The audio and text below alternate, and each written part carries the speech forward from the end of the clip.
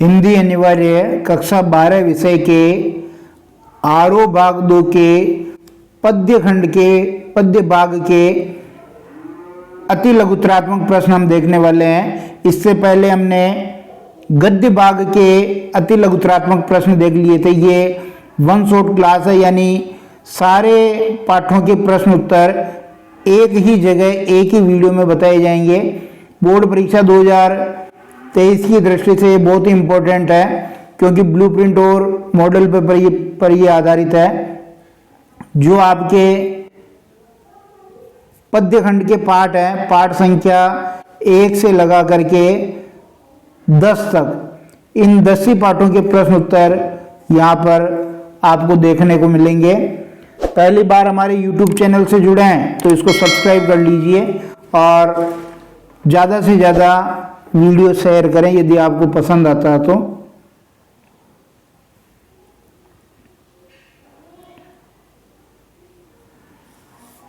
हरिवंश राय बच्चन आत्मपरिचय और एक गीत, इनकी जो कविताएं संकलित है उनके प्रश्न उत्तर देखेंगे।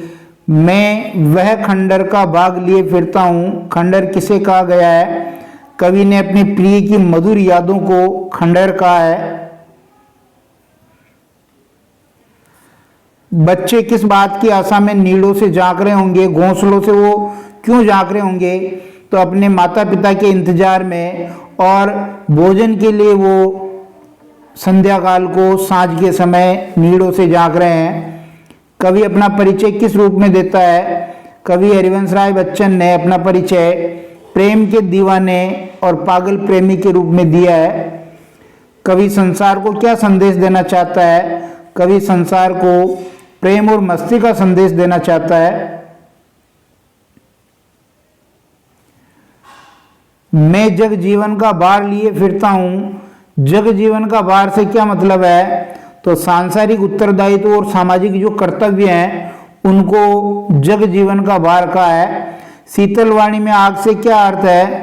तो यहाँ शीतलवाणी में आग का मतलब है कि कवि विद्रोह के भाव को व्यक्त करने के लिए अपने दिल में विद्यमान दुख को मधुर वाणी के माध्यम से व्यक्त करता है। कहने का भाव यह है कि कवि के मन में जो दुख है, दुखी होते हुए भी वह मधुर वाणी में कविता रचना करता है, इसलिए शीतलवाणी में आग का है।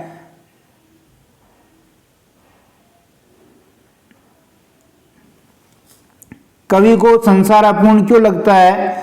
संसार के स्वार्थी आचरण के कारण और प्रियतम की कमी के कारण कवि को संसार अपूर्ण लगता है। कवि ने सांसों के दो तार किसे कहा है? कवि ने अपने जीवन को सांसों के दो तार कहा है, और अपने जीवन की तुलना उसने वीणा के झंकृत तारों से की है। हरिवंश राय बच्चन को किस काव्य धारा का प्रवर्तक माना जाता है? आलावाद का प्रवर्तक बच्चन जी को माना जाता है। दूसरे पाठ के प्रश्न उत्तर आलोक धनवा पतंग कविता। चमकीले इशारों से कौन किसे बुला रहा है? चमकीले इशारों से शरद ऋतु पतंग उड़ाने वाले बच्चों को बुला रहा है। पतंगों के साथ साथ वे भी उड़ रहे हैं। पतंग उड़ाने वाले बच्चे किसके सहारे उड़ रहे हैं? वो अपने रंध्रों के सहारे उड़ रहे हैं। मतलब वो पतंग उड़ाते हुए आनंद में इतने खो जाते हैं जैसे पतंग नहीं उड़ रही है, वो खुद उड़ रहे हैं। पतंगों के साथ साथ वे भी उड़ रहे हैं। यहाँ वे किसके लिए आया है? पतंग उड़ाने वाले बच्चों के लिए आया है। तितलियों की इतनी नाजुक दुनिया किसके लिए आया है? शरद ऋतु में बच्चों द्वारा आकाश में रंग बिरंगी पतंगे उड़ाने के मनोरम दृश्य के लिए तितलियों की इतनी नाजुक दुनिया आया है। जन्म से ही वे लाते हैं अपने साथ कपास। पंक्ति में कपास का क्या मतलब है? पतंग उड़ाने वाले बच्चों की कोमलता, उनकी नाजुकता और उनकी निश्चलता के लिए कपास शब्द आया है। बच्चे किस मौसम में पतंग उड़ा रहे हैं? वो शरद ऋतु में पतंग उड़ा रहे हैं। पाठ संख्या 3 कुंवर नारायण, जिनकी 2 कविताएं हैं, कविता के बहाने और बात सीधी थी, इनके प्रश्न। कविता के बहाने में कवि ने कविता की साम्यता यानी तुलना किस किस से की है? तो चिड़िया की उड़ान से की है, फूलों के खिलने से की है और बच्चों के खेल से की है। उसे पाने की कोशिश में भाषा को उल्टा पलटा। पंक्ति में कवि क्या पाना चाहता था? कवि बात के अर्थ को पाना चाहता था। आखिरकार वही हुआ जिसका मुझे डर था। कवि को क्या डर था? बात का प्रभाव समाप्त होने का डर था और बात की चूड़ी मर जाना। कविता के संदर्भ में इसका अर्थ क्या है? बात का प्रभावहीन हो जाना।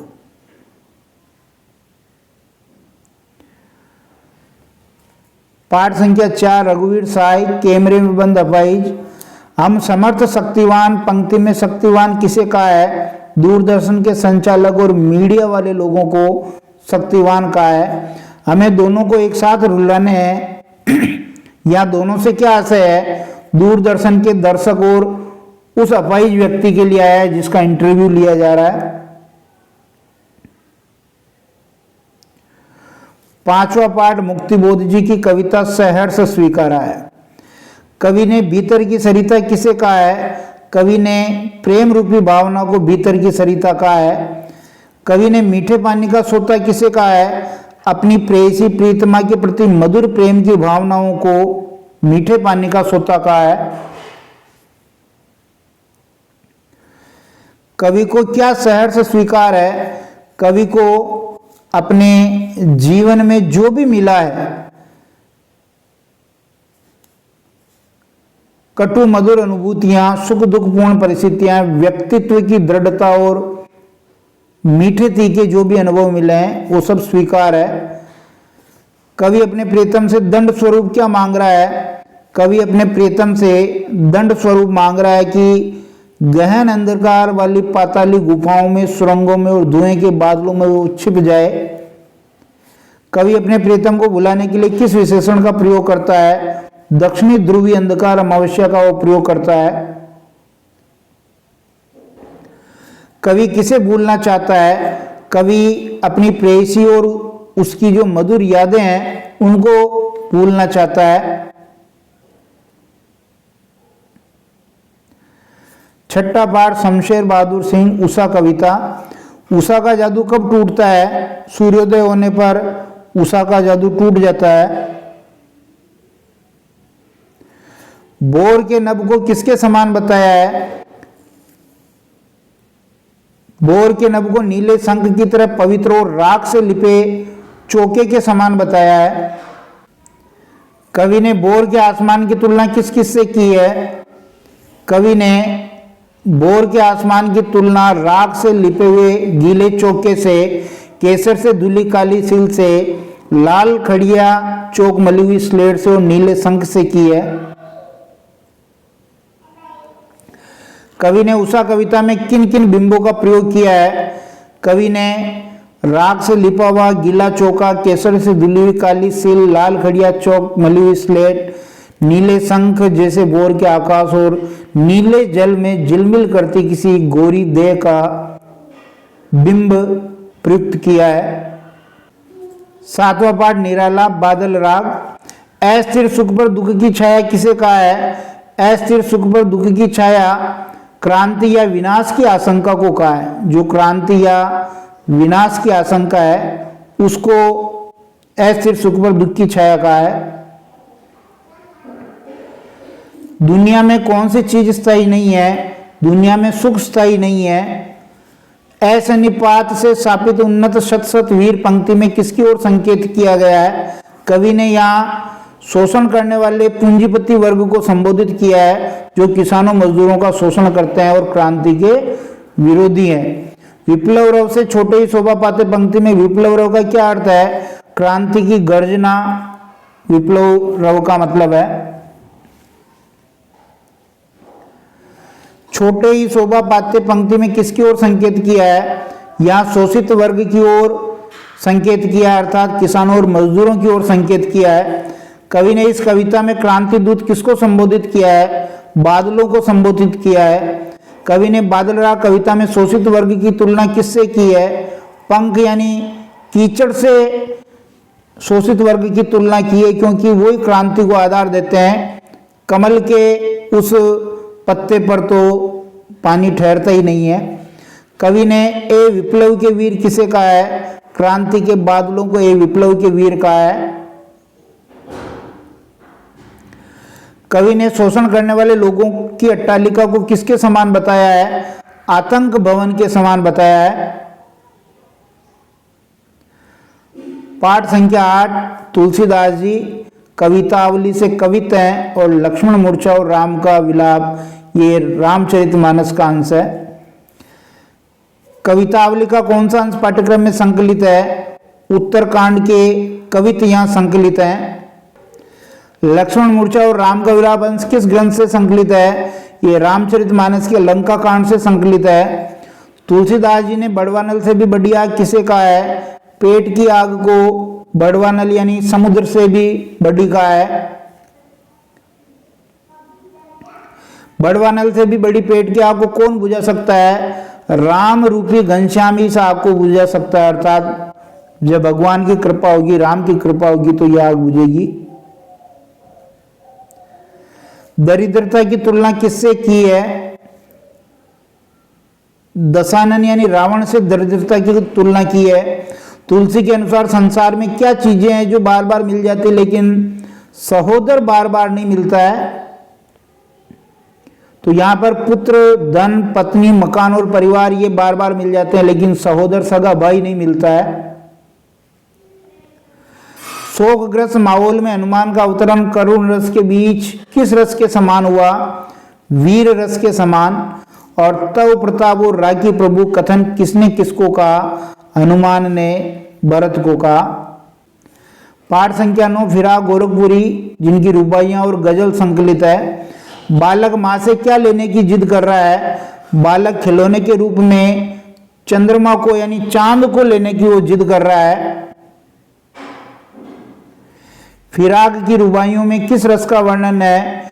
एक माँ का अपने बच्चे के प्रति जो प्रेम है, वात्सल्य रस, उसका वर्णन है।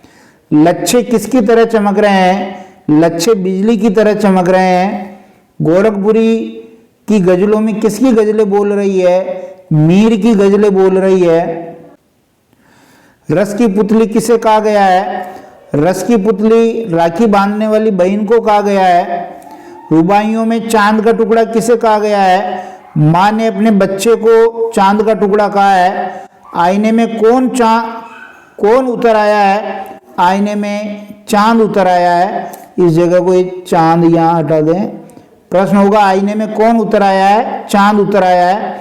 फिराक गोरखपुरी का मूल नाम क्या है? रघुपति सहाय फिराक गोरखपुरी का मूल नाम है। फिराक गोरखपुरी की शायरी में कौन सा पक्ष उभरा है? लोक जीवन का पक्ष फिराक गोरखपुरी की शायरी में उभरा है। अंतिम पाठ देखिए, उमाशंकर जोशी जो गुजराती साहित्यकार हैं, छोटा मेरा खेत और बगुलों के पंख, ये कविताएं संकलित है। रस का अक्षय पात्र किसे का? अक्षय पात्र मतलब जो कभी खाली नहीं होता है। तो कविता से मिलने वाला आनंद रस कभी समाप्त नहीं होता, अर्थात काव्य रस अनंत होता है और काव्य रस को ही अक्षय पात्र का है। कविता में खेत और बीज किसे कहा गया है?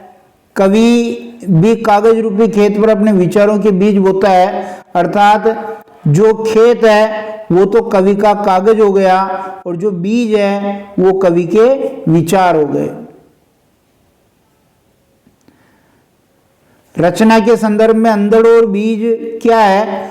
तो अंधड़ और बीज रचना के संदर्भ में अगर हम देखेंगे तो अंधड़ का मतलब होता है मन में उठने वाले भावों के वेग से है और बीज का मतलब होता है उन विचारों से जो कविता का आधार बनते हैं। छोटा मेरा खेत कविता में खेत की तुलना किससे की है? कवि जिस कागज पर कविता लिखता है उससे तुलना की है जो चौकोर है। कविता में कवि कर्म को किसके समान बताया है? कृषि कर्म के समान कवि कर्म को बताया है। ये छठा प्रश्न बहुत इंपॉर्टेंट है क्योंकि यहाँ जो कविता के रूपक हैं, किसान को कवि का रूपक दिया है, खेत कागज है, अंधड़ मन में उठने वाले भावों का वेग है, बीज कविता का आधार बनने वाले विचार हैं, रसायन कवि की कल्पना है, अंकुर शब्द है और विकसित पौधा कविता है। उमाशंकर जोशी मूलतः किस भाषा के रचनाकार हैं? ये गुजराती भाषा के रचनाकार हैं। कालिदास के अभिज्ञान शाकुंतलम और भवभूति के उत्तर रामचरित्र का गुजराती में अनुवाद किसने किया? उमाशंकर जोशी ने। छोटा मेरा खेत कविता का गुजराती से हिंदी रूपांतरण किसने किया? रघुवीर चौधरी ने। और अंतिम प्रश्न, कवि की आंखें कौन चुराए लिए जा रही है? कवि की आंखें साँझ के समय, संध्या के समय आकाश में जो उड़ने वाले बगुलों की जो पंक्ति है वो आंखें चुराए लिए जा रही है। धन्यवाद।